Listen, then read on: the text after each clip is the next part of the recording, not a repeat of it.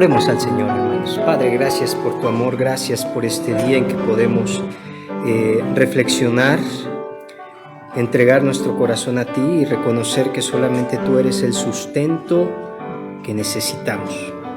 Queremos rogarte, Espíritu Santo, que abras nuestros corazones para que podamos, a través de esta palabra expuesta, ser transformados y renovados a la imagen de nuestro Señor Jesucristo. Te lo rogamos en el nombre de Jesús. Amén. Pues es un gusto poder estar aquí con ustedes. Ya tiempo hace que habíamos platicado el pastor Marcos y yo sobre esta dinámica de que pudiéramos en algún momento quizá visitar la iglesia. Estamos ahorita en inscripciones, hermanos, entonces voy a estar visitando muchas iglesias y yo espero que por lo menos de aquí se levanten unos 20 estudiantes para el Seminario Teológico Presbiteriano en México, ¿no? Y con eso poder llenar pues medio salón, ¿no? Medio salón de perdida, ¿no? Con la pura iglesia Getsemaní. Pero bueno, entre tanto, hemos venido a compartir con ustedes la palabra. Compartir con ustedes lo que nos da aliento, lo que nos alimenta, lo que nos sostiene. Así que le voy a pedir que tenga abierta la escritura en Colosenses capítulo 1 y vamos a ver solamente algunos versículos de esta salutación, porque todavía forma parte de la salutación, Hay veces que pensamos que la salutación es ese primeros 2 versículos, ¿no? Gracia de Dios, nuestro Padre, el Señor Jesucristo, bla, bla, bla. Pero ¿qué cree? Hay algo muy interesante en la cultura de aquel momento y Pablo no se amolda a la cultura, pero sí toma ciertos elementos de la cultura muy interesantes y uno de los elementos interesantes es la manera en que se escribían cartas.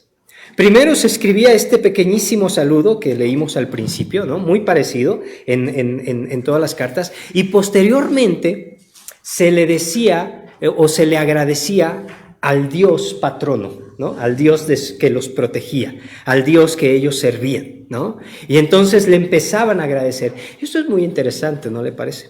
Porque Pablo utiliza casi la misma estructura de una carta de aquel momento. Pero cambia algo central. No es un Dios patrono, no es un pequeño Dios, no es Zeus quizá, no es algún Dios romano, Júpiter.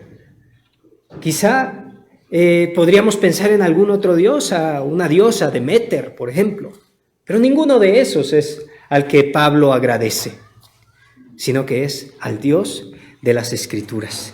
El Dios que realmente nos ha favorecido, el Dios que nos ha bendecido. Y este agradecimiento al Padre de nuestro Señor Jesucristo, esa es la frase que utiliza Pablo, abarca de los versículos 3 al 8. De esta forma, Pablo comienza una descripción y a la vez una oración al Señor que no terminará hasta el versículo 14. Pablo se emociona. Y mire, le voy a decir algo muy interesante, porque se emociona tanto que en el momento, a partir del versículo 15, compone un poema. Muchos creen que era un himno del momento de ese tiempo, pero no. Muchos estudiosos de la historia de este texto llegan a la conclusión de que no, que fue una composición de Pablo en ese momento. La oración, hermanos, ¿le ha ocurrido a usted? Que se emociona tanto orando o cantando o no sé, dentro de la vida eclesiástica, religiosa de nuestro corazón más profundo, que acaba diciendo cosas que son hermosas. Pablo se emocionó tanto en su oración que acaba de los versículos 15 al 23 con esta explosión de alabanza a Dios, diciendo quién es Cristo, el Cristo poderoso, eterno, que dirige toda la creación. Entonces la carta no la podemos ver como, pues aquí empieza esto, acá termina aquello, y etcétera. No, todo está conectado. Tristemente en las predicaciones no se nota. Recuerde que las cartas del apóstol Pablo y todas las cartas estaban hechas para ser leídas en un solo domingo. ¿Sale? Toda la carta la leían en esa reunión. Y luego platicaban, cantaban, hacían todo lo que hacemos, pero era leer toda la carta, hermanos. Y eso te ayudaba a tener un contexto. Es algo hermoso, ¿no? Ahora, esta oración no era algo que escucharan los creyentes de Colosas y quizá otras iglesias tampoco, porque era algo que hacía Pablo solo o en compañía únicamente de sus colaboradores. Por eso dice orando en todo tiempo.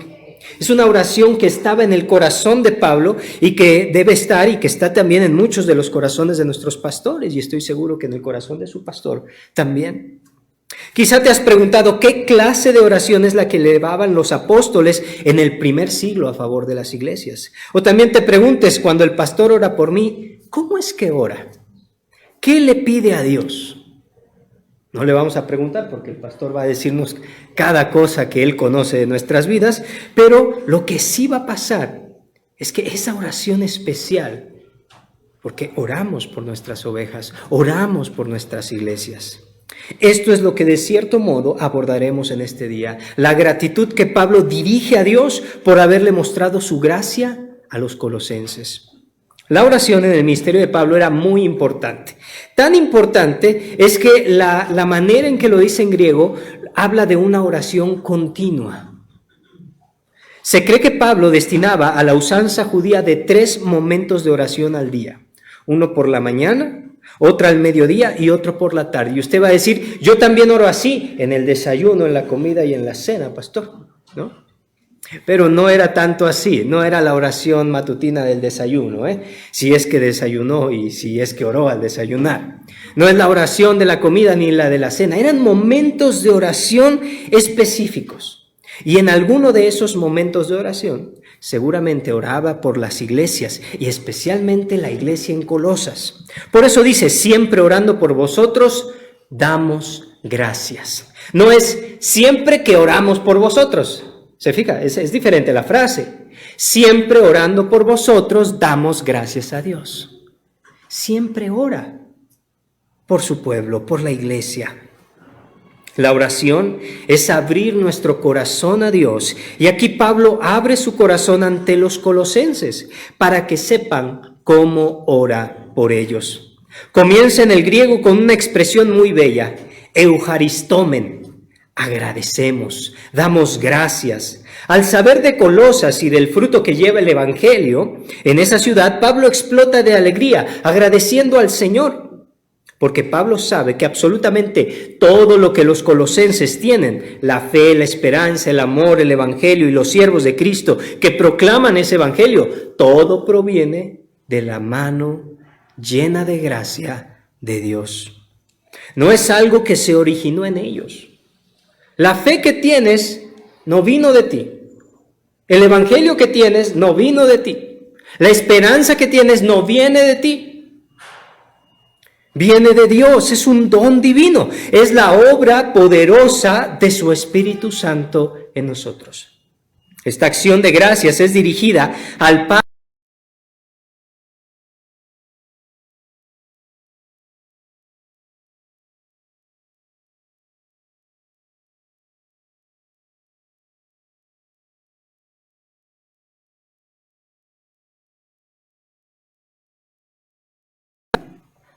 Revelada en el Nuevo Testamento es que a Dios lo conocemos como Padre únicamente cuando el Hijo se nos revela.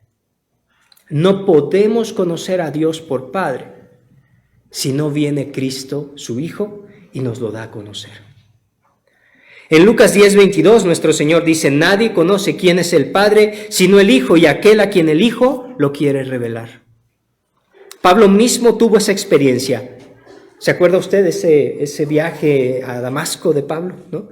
En su caballo ahí, blanco, no sé de qué color era el caballo, pero ahí iba Pablo respirando amenazas, ¿no? ¿Se ha enojado alguna vez? No, ¿verdad? Somos cristianos, nosotros no nos enojamos, pastor. Y seguramente ha estado quizá a veces tan enojado que hasta respira fuerte, ¿no? Yo espero que no lleguemos a ese extremo, pero puede pasar. Bueno, así estaba Pablo. De esas veces que casi le va a dar un ataque cardíaco porque está pero enchilado, diría, ¿no? Y va yendo hacia allá a perseguir cristianos, a matar cristianos, a tomar cristianos. Y allí él se le revela algo maravilloso, que Dios no es un Dios destructor, un Dios que quiere acabar con la gente, sino que es un Padre amoroso. Y dígame, ¿cuántas veces, dice Pablo, dura cosa, dice Dios, Cristo a Pablo le dice, dura cosa te es dar cosas contra el aguijón? Y ahí está, golpeando Pablo a un aguijón, ¿no? Ahí está Pablo terco, aferrado, pero Dios lo toma. En esa revelación, Jesús se le revela como el Cristo de Dios. Recordemos que la palabra Cristo no es un nombre, sino un título que quiere decir ungido. La unción de Jesús está ligada con su señorío, por eso algunos autores lo traducen como rey. Algunas versiones bíblicas ustedes van a encontrar, las versiones más nuevas, por ahí algunas paráfrasis, en lugar de Cristo van a poner el término rey. Dios se ha revelado a la humanidad como Padre a través de su Hijo, nuestro Señor Jesús, el Cristo. Pablo se acerca a Dios como a su Padre en agradecimiento por lo que les ha otorgado en Cristo Jesús. Por eso, amado hermano, nuestro Señor dijo en Juan 20:17 que su Padre es nuestro Padre. Voy a mi Padre y a vuestro Padre, a mi Dios y a vuestro Dios. Una frase hermosa, hermano. Nadie había podido decir eso en el Antiguo Testamento. Nadie podía decir eso en la época de Jesús más que Jesús mismo, y Él autorizándonos a nosotros para que habláramos de esta relación hermosa. La relación que existe entre Cristo Jesús y Dios también es la que existe entre nosotros y Dios, porque por medio de Jesús nosotros obtenemos libre acceso al Padre. Al estar bajo el señorío de Cristo, estamos bajo el cuidado de nuestro Padre. La oración que elevó el apóstol sirve como un ejemplo para nosotros. ¿Acaso no podemos orar a Cristo o al Espíritu Santo? Sí, yo creo que podemos orar a Cristo, ¿no? Yo creo que podemos orar al Espíritu Santo y pedirle: Espíritu Santo, ilumíname. Cristo Jesús, perdóname, límpiame de mis pecados. Claro. Sin embargo, constantemente las Escrituras nos instan a orar a nuestro Padre Celestial. Una y otra vez nuestro Señor hablaba de vuestro Padre Celestial. Qué maravillosa frase, ¿no? Cuando necesitamos algo, vamos a nuestro papá o a nuestra mamá. Muchas veces al que está más apto para que nos dé lo que necesitamos y con mejor humor, ¿no? Porque si no trae humor, pues no nos acercamos. Pero este buen Padre Celestial que tenemos, tiene buen humor siempre. Y siempre está deseoso de escuchar a sus hijos. Siempre está deseoso y anheloso de ver lo que hacen y de amarnos y de mostrarnos ese amor. Vaya, hace rato oramos, ¿no? Padre nuestro. La figura paternal de Dios no es una ilusión creada para fortalecer el mito acerca de Jesús, sino la verdadera relación existente entre Dios y su Hijo, y entre Dios y nosotros. Por eso Pablo afirma en otro lugar, en 2 Tesalonicenses 2, 16 al 17, y el mismo Jesucristo, Señor nuestro, y Dios nuestro Padre, el cual nos amó y nos dio consolación eterna y buena esperanza por gracia, conforte vuestros corazones y os confirme en toda buena palabra y obra. A todos los niños que estaban aquí, ¿cuántos de los padres le han dicho a su hijo que lo ama? Hoy. Digo, a lo mejor el año pasado ya le dije, ¿no? El abrazo de año nuevo, pastor, ahí ya hay con eso, ¿no? Pero, ¿se acuerda usted cada vez que el cielo se abrió y se escuchó al Padre hablar a su Hijo? Cada vez que el Padre hablaba, eso cuando yo me di cuenta de eso, porque yo no me di cuenta hasta más adelantito, ¿no? Y cuando yo me di cuenta de eso, que todas las veces que el Padre le hablaba a su Hijo, era para decirle algo muy sencillo: te amo. Este es mi Hijo, ¿qué? Amado. No, y Jesús creído, pues, ¿no? Oh, es elevado. Imagínate que Dios mismo te diga que eres amado. Pues eso es lo que nos dice. Y eso es lo que el Padre quiere que nosotros, padres y madres, le digamos a nuestros hijos. ¿Y cuántos años tenía Jesús cuando el Padre le habló y le dijo eso? Estaba treintón, ¿no? Así que no hay edad, hermano. Porque luego a lo mejor pensamos, no, ya mi hijo ya tiene más bigote, diría la hermana, ¿no? Ya se le asoman algunas canas a mi hijo. Dígaselo. Porque el amor del padre, de la madre, siempre va a ser algo que va a fortalecer. Y esa es la seguridad tremenda que tenemos. Acercarnos a Dios como a nuestro Padre es encontrar en Él amor, consolación y buena esperanza. Debemos acercarnos a Dios confiadamente porque por la obra de Jesús, nuestro Rey, tenemos la seguridad de que Dios es nuestro Padre y que Él nos escuchará reconociéndonos como sus hijos. Juan 16, 26 al 27 es muy interesante. En aquel día pediréis en mi nombre, y no os digo que yo rogaré al Padre por vosotros, pues el Padre mismo os ama, porque vosotros me habéis amado y habéis creído que yo salí de Dios. ¿Por qué nos escucha Dios, hermanos? Porque nos ama, porque es nuestro Padre y nos ama. Póngalo tan sencillo como con sus hijos. Porque a sus hijos usted los procura y les escucha todo lo que le piden. No, a lo mejor no le puede dar todo, pero busca la mayoría, lo que se pueda. Por la simple y sencilla razón que lo ama. ¿Y por qué al hijo, al sobrino no se lo da todo? Pues si lo quieres, ¿verdad? Te cae bien a lo mejor el sobrino, pero no es tu hijo.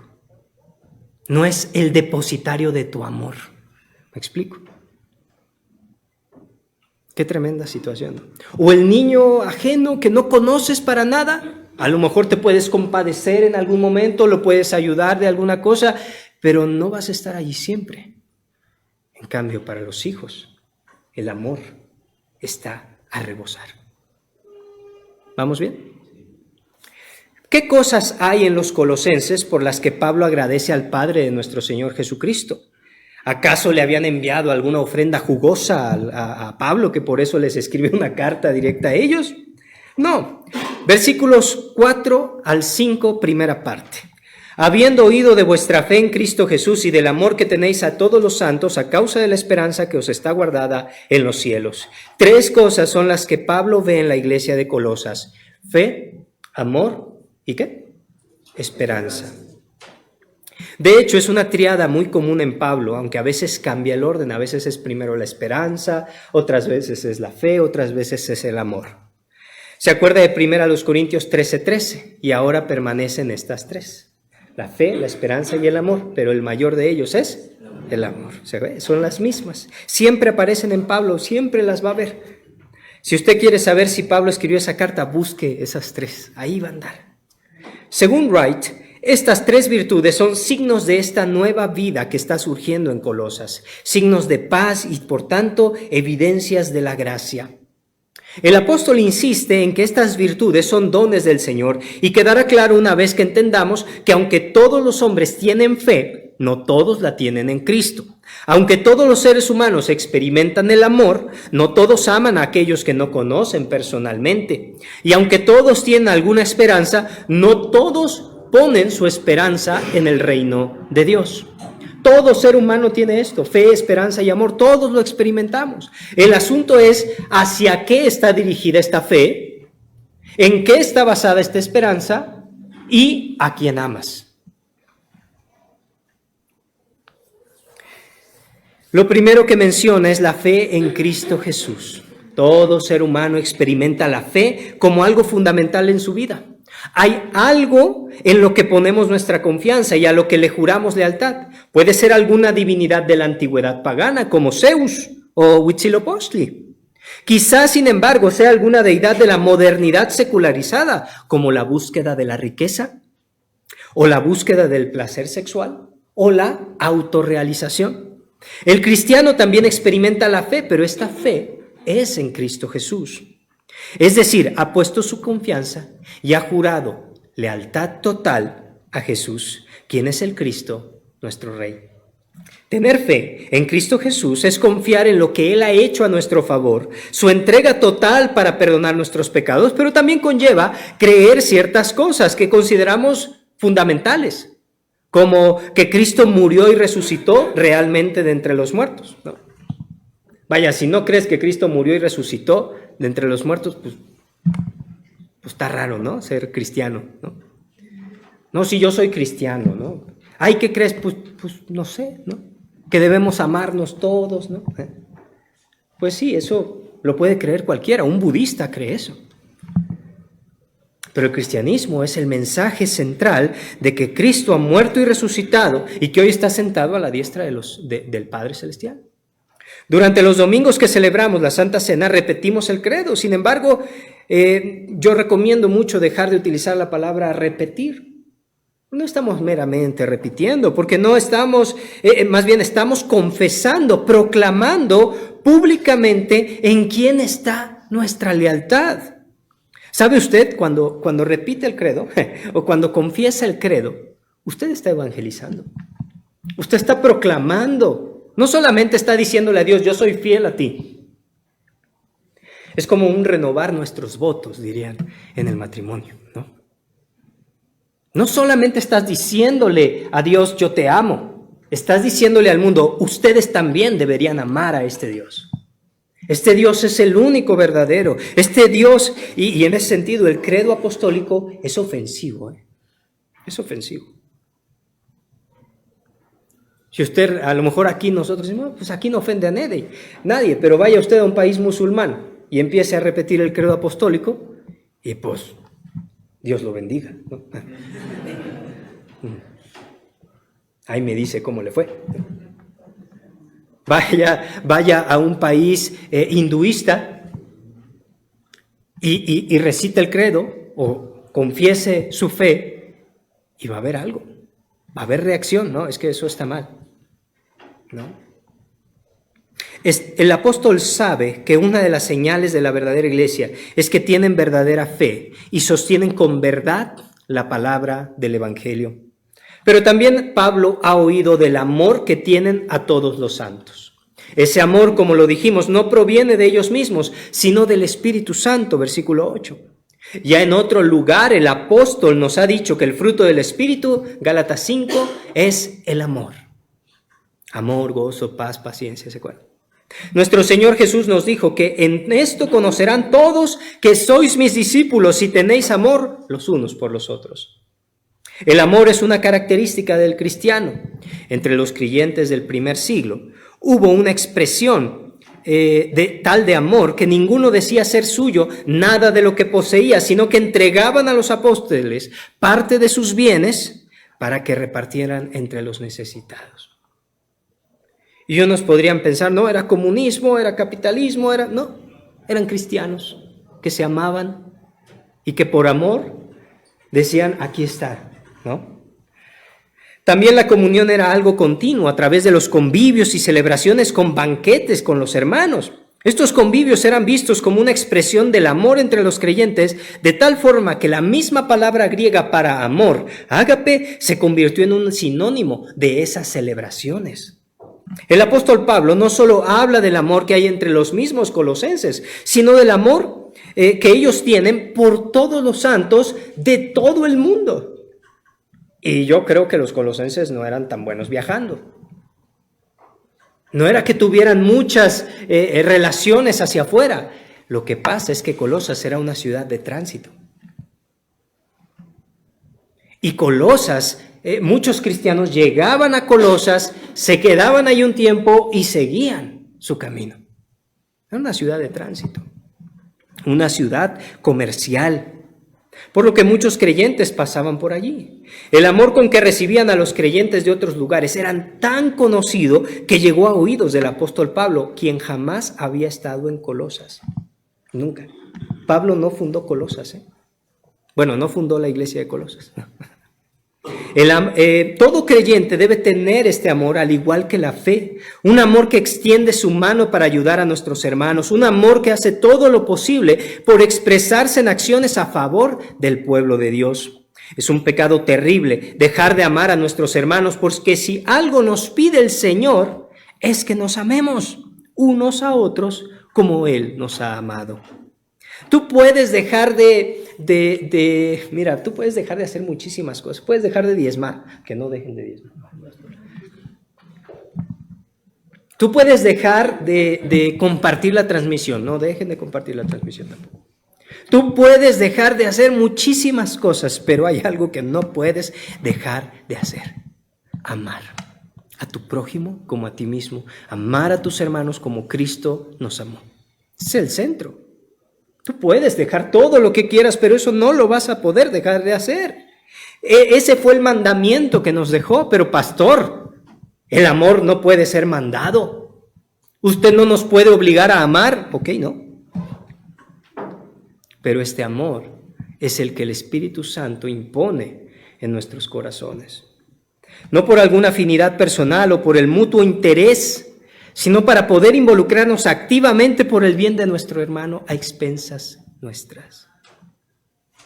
Quien no ama a su hermano, a quien puede ver, dice Juan, ¿cómo puede amar a Dios a quien no puede ver? Es fácil amar al que no vemos. Es fácil amar a Dios, entre comillas, ¿no? Pero ¿qué tal aquel que ves? Y todavía Cristo va más allá y nos dice, ama a tu enemigo. Ponle la otra mejilla, tiene frío, dale una cobija. Tiene hambre, dale de comer. No, que se muera de hambre, pastor. Tiene sed, dale de beber. ¿Me explico? ¿Ve el amor que está demandando Cristo? Pero es que eso es imposible. Yo nada más le digo que cuando éramos enemigos, Cristo nos amó.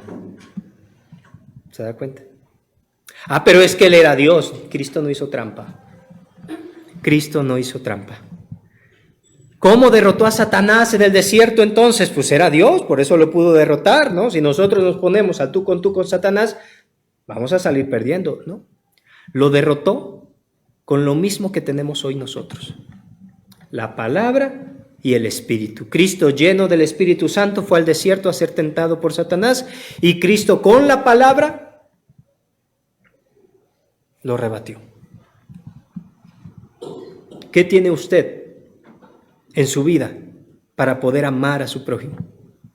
La palabra y el Espíritu. Lo mismo que Él tenía, es lo mismo que tenemos hoy. Pero era Dios, sí, claro, era Dios, y sigue siendo Dios, Dios y hombre. Pero no hizo trampa. No utilizó su divinidad para salir avante. La tercera es la esperanza, otra de las virtudes de las que habla el apóstol, a causa de la esperanza que os está guardada en los cielos. Aunque en este caso no se refiere tanto a la actitud de esperar algo, sino a aquello que esperamos.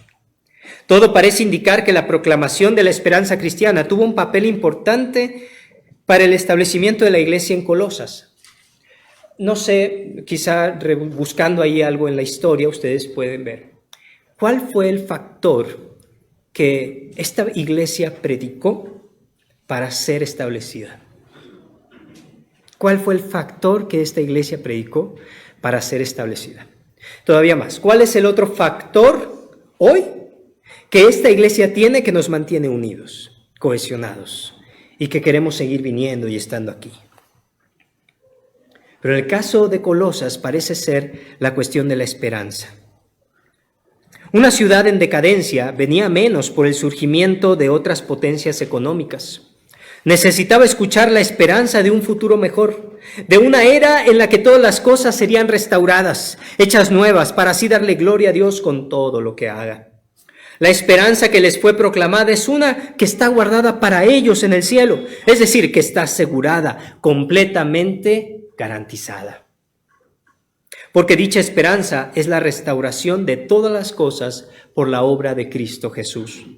El deterioro cultural, las crisis económicas y las muy diversas situaciones que muestran la decadencia en nuestras ciudades o países son producto del pecado que está siendo eliminado y que será finalmente erradicado con la venida de nuestro Señor Jesucristo. Yo estuve 9 años en una iglesia en Ciudad Valle, San Luis Potosí.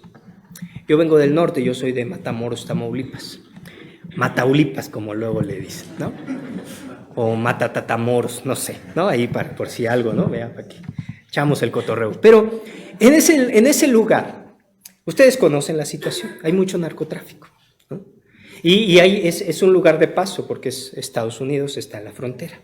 Ciudad Valles también es un lugar de paso que conecta muchas ciudades de la Huasteca Potosina.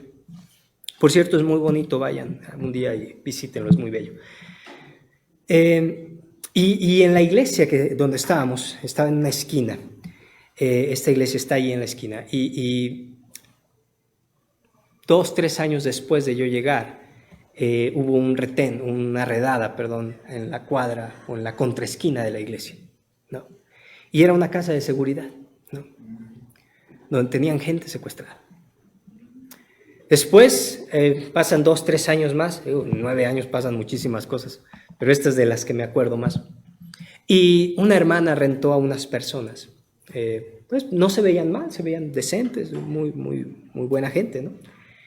Pero la hermana se dio cuenta que metían personas de cierto tipo de mujeres también, y la hermana viene conmigo y me dice: pastor, ¿qué hago? Mi esposo no está.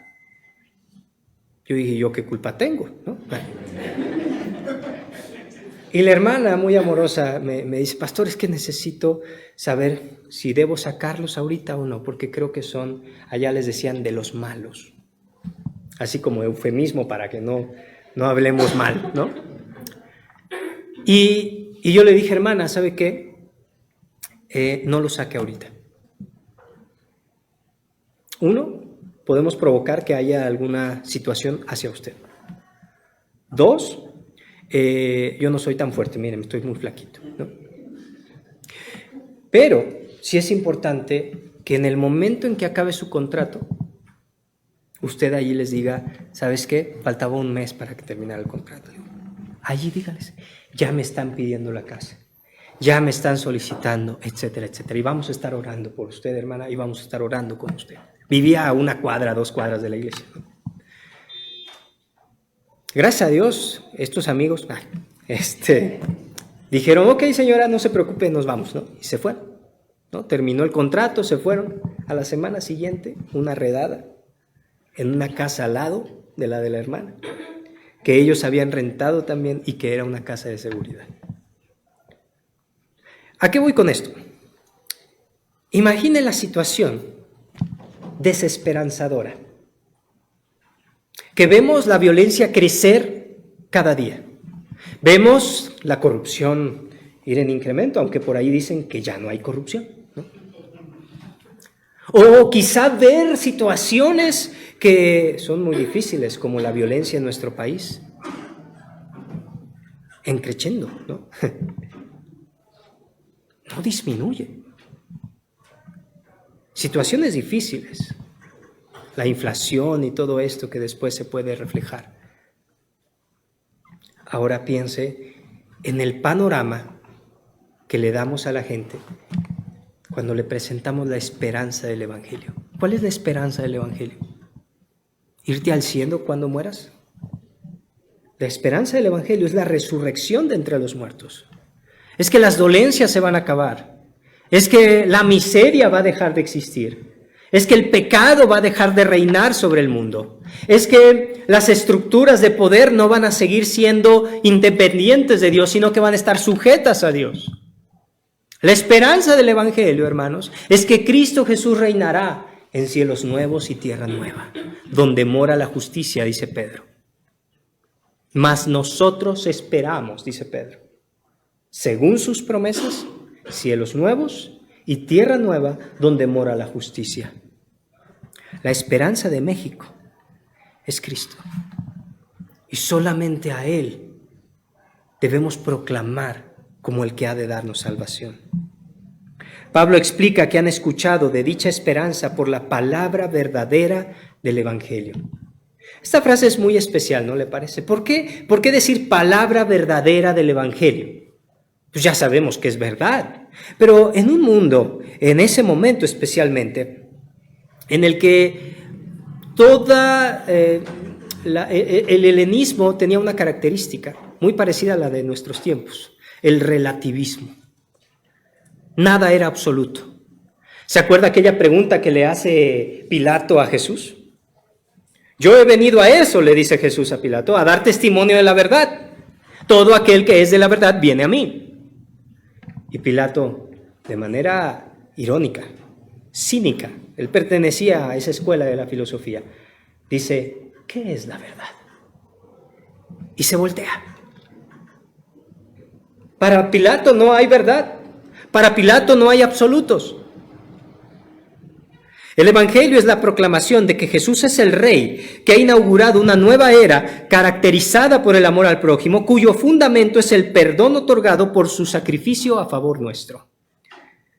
Pero ¿en qué diferencia esta proclamación de otras verdades de las otras religiones? ¿Qué hay del judaísmo, el budismo, o el islamismo? ¿Acaso no son estas verdades también? La gente la proclama como verdad y funciona. Les funciona. Pueden construir culturas tremendas. Son verdades al igual que tu verdad del Evangelio, dicen. El asunto es que el Evangelio hace el reclamo de ser la verdad absoluta para toda la vida, cuya esperanza es verdadera, no solo subjetivamente, sino también objetivamente. Es decir, el contenido del Evangelio, aquellas cosas que proclamamos, son la verdad. En la sociedad puedes oír frecuentemente que todo depende del cristal con qué se mire. No sabemos más los dichos que los textos de la Biblia, ¿no? Que no hay una verdad absoluta. Sin embargo, el Evangelio se presenta como la verdad, con mayúscula, que anula, descalifica e invalida toda otra verdad. El Evangelio se presenta a sí mismo no como el intento de los hombres por convencer a otros de su firmeza. El Evangelio no trata de convencerte, no trata de decirte, ándale, cree en Dios, ¿sí? Mira, esta es tu mejor opción. Jesús es la mejor opción, ¿no? Jesús lava más blanco, me acuerdo de un libro que decía cómo la iglesia inventó el marketing. Sino como la revelación del Dios verdadero para restaurar la vida del ser humano. Piensa en Génesis capítulo 1, versículo 1. ¿Te argumenta la existencia de Dios? Simplemente dice, en el principio creó Dios los cielos y la tierra. ¿Crees o no crees? Y entonces la Escritura es así. La Escritura no tiene un prefacio, ¿no? Donde argumenta todo lo que va a venir después. Simplemente dice, ¿crees o no crees? En el principio creó Dios los cielos y la tierra, punto. En el principio era el verbo y el verbo era con Dios y el verbo era Dios. ¿Crees o no crees? Cristo es Dios. No te lo va a argumentar. Simplemente te lo va a proclamar. El Evangelio, según Wright, es un mandato para ser obedecido y un poder echado a andar en el mundo. No me avergüenzo del Evangelio. ¿Por qué? Es el poder de Dios para salvación a todo aquel que cree. Este poder, hermanos, es un poder que renueva, motiva, transforma. Y ese poder ha sido echado al mundo. Es una renovación cósmica. No puede ser reducido, dice Wright, a la convicción o persuasión del mensajero. No es que si tú creíste, no es porque el predicador hizo una gran obra. No es porque tenía muy buena retórica. Es porque la obra poderosa de la palabra y del Espíritu vino a hacer mella en ti y transformó ese duro corazón. El Evangelio contraviene toda clase de mentira que hay en el mundo, en nuestra sociedad. Por eso debemos constantemente volver a él, porque el Evangelio es el poder de Dios para salvación, la base fundamental sobre la cual vamos a criticar nuestra cultura, pero también sobre la base que vamos a edificar una cultura cristiana. Por eso dice, desde el día en que oíste y conocisteis la gracia de Dios en verdad. Fíjese bien esa siguiente frase. El Evangelio ha llegado hasta vosotros, así como a todo el mundo, y lleva fruto y crece también en vosotros desde el día en que oísteis y conocisteis la gracia de Dios en verdad. Esta frase es muy interesante. Y muchos estudiosos dicen, tiene relación directa con Génesis 1:28. ¿Y qué tiene que ver Génesis 1:28 con esta porción? Es muy interesante porque el Evangelio ha llegado y ha empezado a crecer y a multiplicarse, no solamente en un lugar, sino en todo el mundo. ¿Y recuerdas tú lo que le dijo Dios en Génesis 1:28? Fructificaos y multiplicaos, llenad la tierra y sojuzgadla, y señoread de los peces del mar, las aves de los cielos, las bestias del campo, etcétera, etcétera. Dicen, esto que está pasando es lo mismo que Dios había planeado desde el principio. Que toda la creación, que todo el mundo conocido de ese momento y el no conocido, a nosotros nos llegó hasta 1500, ¿no? Bueno, 1400, ¿no? Para hacerle honor a Colón, ¿no? Y nos llega este evangelio hasta ese tiempo, pero la idea es que el evangelio va creciendo y multiplicándose y es una forma en que todas las cosas son puestas bajo los pies de Cristo. ¿Se da cuenta? Y cada uno de ustedes tiene una tarea importantísima. ¿Cuántas iglesias hay en Coyoacán? Presbiterianas, ya no digamos de las otras religiones, ¿no? Hay bastantitas presbiterianas, ¿no? Como que a los presbiterianos nos gustó Coyoacán, ¿no? Entre los hipsters y presbiterianos como que hacemos ahí una dupla muy interesante, ¿no? Porque está aquí la otra congregación aquí en contraesquina, ¿no? Que es la casa de Frida Kahlo, ¿no? Y cada uno de nosotros tenemos demasiadas iglesias aquí en Coyoacán, pero ¿y cuál es el problema? ¿Se imagina que todo Coyoacán fuera presbiteriano? ¿Se imagina eso? ¿Sabe usted cuáles eran los planes de los presbiterianos que llegaron a Coyoacán a colonizar en aquel tiempo? Todo el mercado de Coyoacán que hoy existe ahí. Lo que es el Instituto Juárez, el mercado de Coyoacán, toda esa zona. Una universidad cristiana. Ese era el propósito. Los misioneros norteamericanos decían, vamos a crear el Princeton mexicano. Ya no iba a quedar el nombre, ¿verdad? Y vamos a tenerle que cambiar el nombre. Pero, ¿se imagina? Una universidad, un Princeton mexicano, dando luz a nuestra nación. ¿Desde dónde? Desde Coyoacán. Tremendo. El propósito original de Dios, de que su creación sea desarrollada por el ser humano para su gloria y honor, no ha sido olvidado por Dios. Porque incluso este propósito fue llevado a lo largo de toda la historia de Génesis.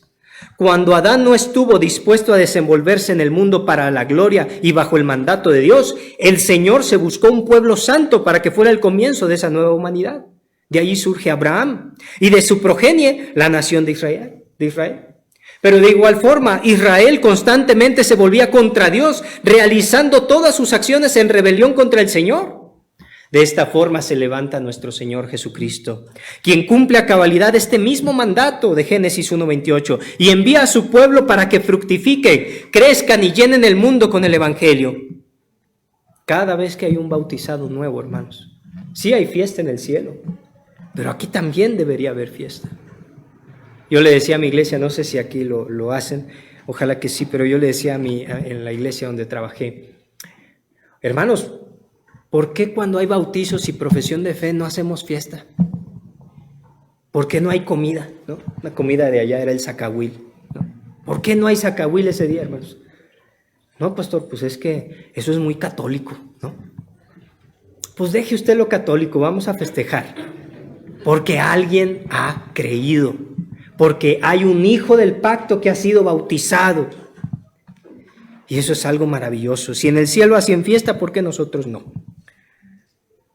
Entonces, lo que Él quiere es hacer crecer su reino. Lo que busca Dios en este mundo es la transformación de la cultura para que todo lo que hagamos le dé gloria a Dios. Hoy esta frase del apóstol es aún más palpable de lo que fue en el primer siglo. Hay 2.400 millones de cristianos en el mundo y contando. Y contando. En cada país la iglesia levanta un baluarte de fe, amor y esperanza para la renovación de todas las cosas. Y así como llegó a Colosas, llegó a Coyoacán. y en nuestra ciudad debe llevar fruto y crecer, es decir, tanto en número como en el impacto cultural. El evangelio mismo debe hacerse notar. La iglesia ha llegado a Coyoacán para dar testimonio del poder del evangelio, con acciones concretas que manifiestan la gloria de Dios. El apóstol termina esta frase o esta gratitud al Señor manifestando que Epafras le ha comunicado el amor que los colosenses tienen en el Espíritu. Y volvemos a donde comenzamos. La gratitud de Pablo es un elogio, sí, a la iglesia de Colosas, pero más que todo es una alabanza a Dios, quien les ha llenado de amor, el amor que proviene de su Espíritu. Quizá nosotros nos encontremos completamente vacíos de amor.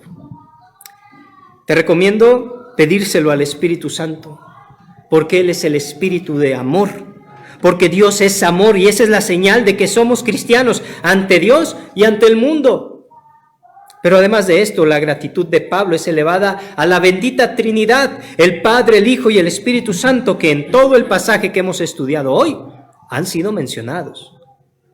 El amor del Espíritu, la obra del Espíritu, el Padre, le damos gracias por lo que Cristo ha hecho en nosotros.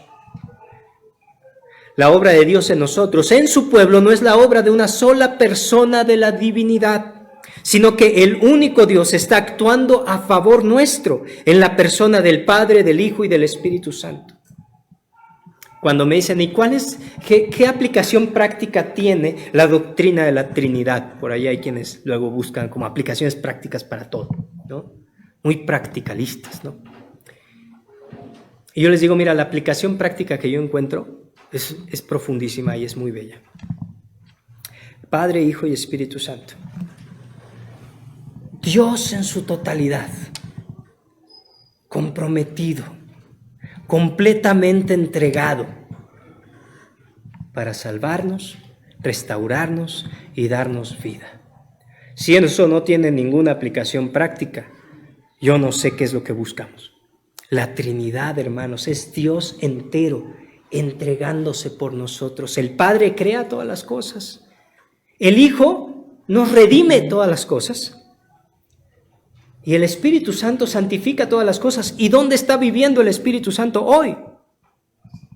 En nosotros.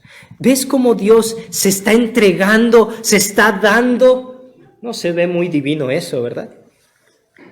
Pero eso es lo maravilloso del amor. Cuando estamos allí queriendo conquistar a la esposa, ¿no? Al esposo, lo engañamos. Seamos honestos, hermanos. ¿Engañan ustedes a su pareja antes de casarse? ¿Cómo así, pastor? Sí. Usted no le mostró todo su rostro. Usted nunca le mostró quién era usted en verdad, ¿o sí? No, pues no. ¿Usted se dejó ver hasta cuándo? Hasta que ya el contrato estaba firmado, ya no hay vuelta atrás, ya dijo el pastor, hasta que la muerte los separa, aquí te quedas, mamita, ¿no? Y entonces sí, sacó su verdadero rostro. Y ella dijo, pues ni modo, ya decidí amarte, ¿no? Y sí, ¿ya qué? Dice. Y te amó hasta el último momento, o te sigue amando hasta el día de hoy. Dios se entregó por nosotros y Él sí no nos engañó. Él sí nos dijo todo desde el principio. Desde la creación hasta este momento Él nos está diciendo, yo te voy a amar toda tu vida. ¿Y qué crees? Te voy a sostener para siempre. Vida eterna te voy a dar. Qué tremenda frase, ¿no? Dios nos ama tanto. Así que no sé tú, pero yo estoy muy agradecido de que las tres personas de la Trinidad estén obrando a mi favor. El Padre no nada más allá, pues ahí, a ver qué hace el Hijo y el Espíritu con esta gentecita. No, está involucrado Dios, hermano. Dios involucrado totalmente para crear una nueva humanidad que le honre y le glorifique en cada faceta de su existencia. Usted y yo estamos llamados a honrar a Dios, a glorificarlo. Gracias a Dios tenemos mucho por qué glorificarlo. Fe, esperanza, amor nos ha dado. Y eso por la obra poderosa de Cristo Jesús en el Espíritu Santo. Que el Señor les bendiga grandemente.